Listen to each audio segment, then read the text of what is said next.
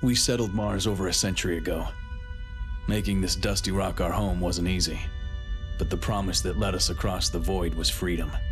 Something my family's bled for many times. Hello there, Sir from 17 once again, introducing you to my Red Faction Armageddon Insane Difficulty video walkthrough. And this is the surface of Mars, and what we're doing here, we're doing a lovely little reconnaissance slash sabotage mission for the Red Faction, and it involves destroying relay stations. And this bit's incredibly simple. It's hard to miss your objectives because on the screen there's those giant red squares, and all you have to do is destroy whatever the hell those squares are hovering over, which are these relay towers. There's 5 of them in total to destroy. Once you've destroyed them all, you will effectively have ended the level, and it's very simple. The only difference between this and some of the other levels is you are once again fighting against humans. These are the Marauders, and they're just like any of the other soldiers you've fought. They've got guns. They're a lot more, shall we say, dangerous than the aliens because they're aggressive, they're accurate, and the weapons do a lot of damage. And this is one of those sections where I would actually warrant against using explosives against these guys, because you're going to do more damage to yourself, and the only thing it results in is you blow up the cover that's going to help you survive.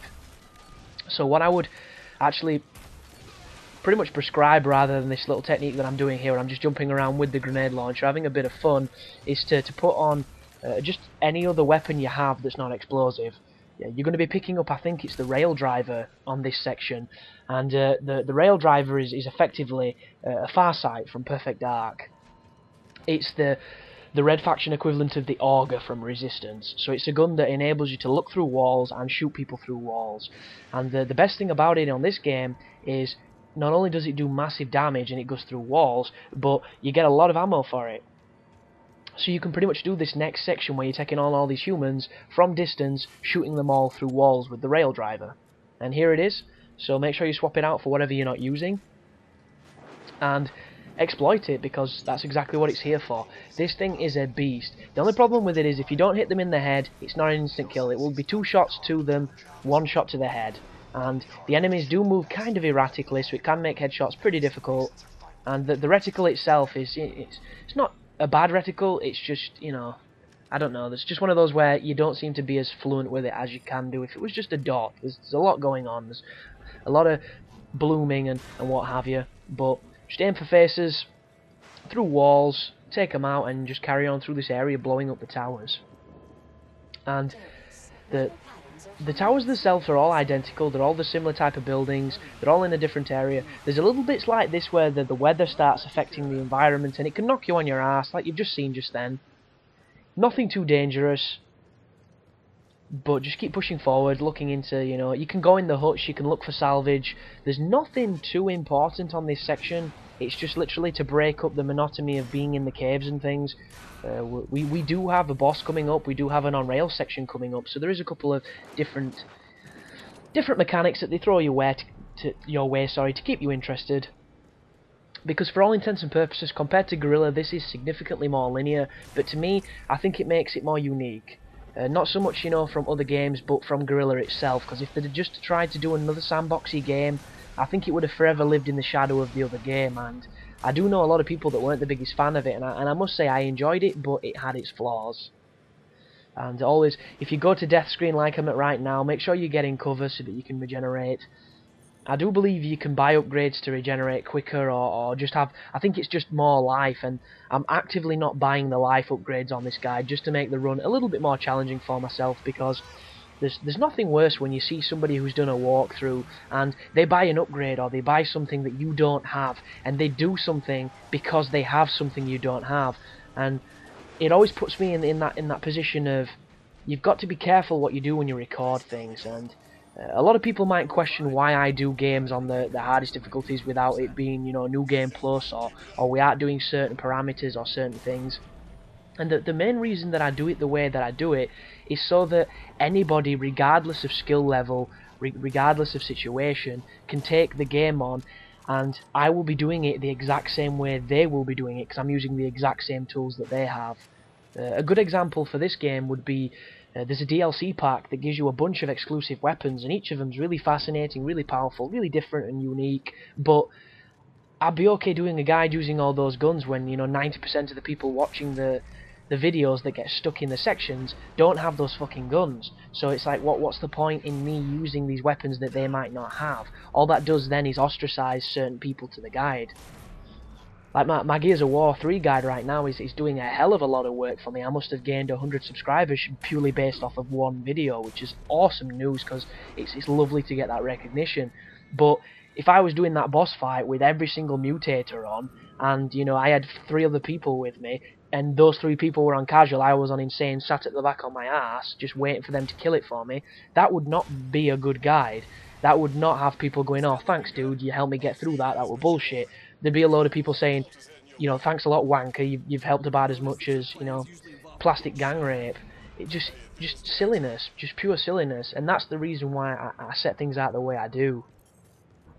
And not only that, it makes it more fun for me. For instance, the Castlevania guide, I couldn't do it on its hardest difficulty, so I was pissed off, so instead I modified what I could use to make the game more difficult, and that made it more fun because that game is not the most challenging game, even on its hardest difficulty, and I couldn't do it on that because of the bullshit I mentioned in that guide. And it's just little things that separate it from other people's videos, because what you have to bear in mind is YouTube is a farm. YouTube is like, you know, like Chinese piracy companies. There's millions and millions and millions of the same thing out there. What the hell separates yours from someone else's? And that is the eternal question when it comes to video content. And that's why there's a lot of people on YouTube that are massive and a lot of people on YouTube that aren't, because they're just not hitting those right tempos, they're not doing the right thing, and it's so overly saturated that it can be hard to find the good stuff after you've spent all that time sifting through the shit. It's like there's a whole bunch of, you know, gold dust and fool's gold, but there's not that much gold, so it can be difficult at times. And I do believe giving yourself, you know, unique aspects. For instance, if you're going to put commentary on your videos, which some people don't, that's their choice. I personally believe if you don't have commentary, you don't have anything. Because I do believe a lot of building a personality and a persona and getting rapport with the people that listen is almost 60-40 dependent on the content of the commentary and the way that you deliver it, as opposed to, you know, the gameplay. Because you can have the best gameplay in the world, if there's no commentary to it, I don't want to watch it because it's just empty. It's just, there's no soul to it, there's no character there. And it's like one of the demands these days for YouTube, especially when it comes to, you know, like the Call of Duty stuff and all that goodness, because there's so many gifted speakers who are also really good at the game that are out there now putting videos up and making a living, and it's highly contested. Which is why it's always really interesting to see the people that don't use the commentary and don't have the best gameplay, and it makes you wonder, how do they think that they're any better than other people, or that they're special, or that it's ever going to go anywhere, when you can clearly tell with the bios and things that they think they're going to be the next machinima, you know, breakthrough, they're going to be the next Renaissance man, and it just makes you wonder how deluded some people can be. And maybe some people think that I'm deluded and I love myself and I've got all these different, you know, fucking egotistical flaws, but it's completely, you know, up to people's interpretation. I like to think that I'm as mellow as I can be, all considered. I realise I have to work my ass off to get hopefully where I want to be with things, but this is a hobby that I'm passionate about, and I'm not going to compromise it just for the sake of, you know, adorning to someone else's customs. Like, if you look on my channel right now, there's a guy that's that's complained that my videos are good, but I talk through all of them all the time. I'm talking, and I personally found it hilarious, because the whole fucking point of a commentary is to talk over the gameplay, and I don't like awkward silences. If you're the type of commentator that says 5 things and then sits and watches the videos for 30 seconds, I'm not going to like what you're doing, and it's nothing personal against you, it's just, I think it's awkward, and it doesn't flow, and it makes it noticeable that there is now no commentary, and then when you finally do chirp up, it doesn't have the same flow. And I said, as soon as I started doing this, that I was going to try and make sure I filled my videos with fluid commentary from start to finish, even if I had to talk about shit and talk about stuff that people didn't care about. And the reason for that is because I wanted it to be a good representation of what I like, because at the end of the day, these are your videos, these are your channels. Never ever try and do it like somebody else. I wouldn't want anybody to try and imitate me on here, or imitate anybody else, because it's all about your own expression. That's why they call it YouTube instead of, you know, fucking CopyTube. And I just found it hilarious that guy didn't like the commentary. And I mean, there's a part of me that wanted to just be like, dude, if you don't like it, don't watch it. It's so simple. There's probably 90 billion videos on YouTube that you could have watched instead of mine. I don't understand this, you know, incessant need to drop a comment saying, yeah, I thought this was crap, I wanted to point it out because I've got too much time and no hobbies. It just doesn't make any sense.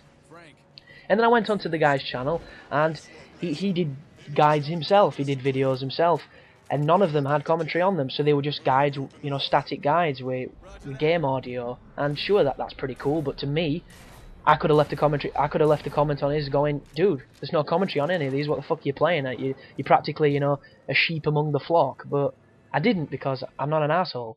But that's the end of that level, guys. I do apologise if you didn't enjoy the rant, but you know, fuck it. You take care now.